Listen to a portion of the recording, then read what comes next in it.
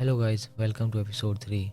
Piers blood wolf gang के area में जाता है जहाँ उसे फे नज़र आती है। वो सोचता है ये यहाँ क्या कर रही है। वो उसके पास जाता है और फे कहती है तुम यहाँ क्या कर रहे हो। वो उससे पूछता है तुम्हारा इस जगह से कोई लिंक है। तो फे कहती है हाँ, लेकिन तुम मुझे एंटीडोट दो। पियर्स कहता है अगर तुम मुझे अंदर जाने में हेल्प करो तो दूंगा। तो फे उसे ब्लड वुल्फ हॉल में ले जाती है जहाँ बहुत से सोल्जर फियर्स को देख के गॉसिप करते हैं कि ये लूजर यहाँ क्या कर रहा है। पियर्स ब्लड वुल्फ लीडर के टैटू को देख के सोचने लगता है कि ये असल में एक कर्ज है जो किसी ने इस पर किया है। पियर्स शू लैंग को ग्रीट करता है और शू लैंग पूछता है तुम यहाँ क्यों आए हो। पियर्स कहता है मैं आपसे अकेले में कुछ बात करना चाहता हूँ। तो सभी सोल्जर बाहर चले जाते हैं। फिर जाने से पहले कहती है कि मैं बाहर खड़ी हूँ, मुझे एंटीडोट दे के जाना।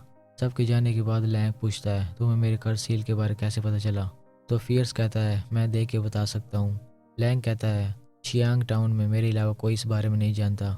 पियर्स कहता है मैं तुम्हारे कर्ज को ख़त्म कर सकता हूँ। वो लैंग को एक मेडिसिन देता है। लैंग कहता है मैं तुम्हारे यकीन क्यों करूँ। तो फियर्स कहता है तुम देख सकते हो ये जहरीला नहीं है। लैंग वो मेडिसिन पीता है और उसका कर्ज टेम्परेरी ख़त्म हो जाता है। तो वो कहता है ये तो टेम्परेरी ख़त्म हुआ है। पियर्स कहता है मैं इसे परमानेंट भी ख़त्म कर सकता हूँ, लेकिन बदले में मुझे तुमसे एक फेवर चाहिए। 3 माह बाद शूशिंग और मेरी लड़ाई है। अगर वो हम पर दबाव डालने लगे तो मैं चाहता हूँ तुम हमारी मदद करो, बदले में मैं तुम्हारा कर्ज रिमूव करूँगा।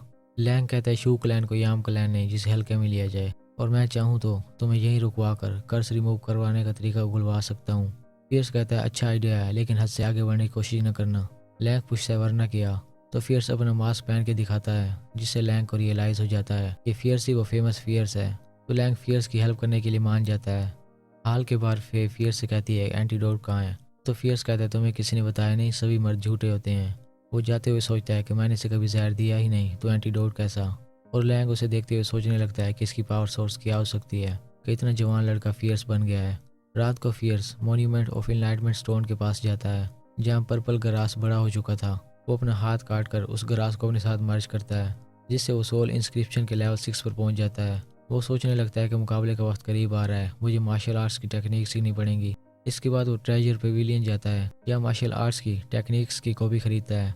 तो सेलर उसे बताता है कि ये इनकम्प्लीट है और इन्हें तो क्लैन के बड़े लोग भी प्रैक्टिस नहीं कर पाए। लेकिन फियर्स कहता है मैं इनसे ही प्रैक्टिस करूंगा। पेविलियन से बाहर शू यान अपने दोस्तों के साथ उसका रास्ता रोक लेता है। वो कहता है ये टेक्निक्स मेरे हवाले कर दो। फियर्स सोचता है पिछली बार इसे जाने दिया था। वो शू यान से कहता है कि मैं भूखने वालों पर तवज्जो नहीं करूंगा। तो शू यान गुस्सा हो जाता है और अपने आदमियों को हमला करने का बोलता है, लेकिन फियर्स अपनी पावर से उन्हें दूर गिराता है। और शू यान सोचने लगता है कि ये लूजर कब से पावरफुल हो गया है। पियर्स उसे एक जोरदार पंच करता है और शू यैन दूर जा गिरता है। पियर्स जाने से पहले कहता है तुम में इतनी हिम्मत नहीं कि तुम मुझसे लड़ सको। बस यही था आज का एपिसोड। Thanks for watching.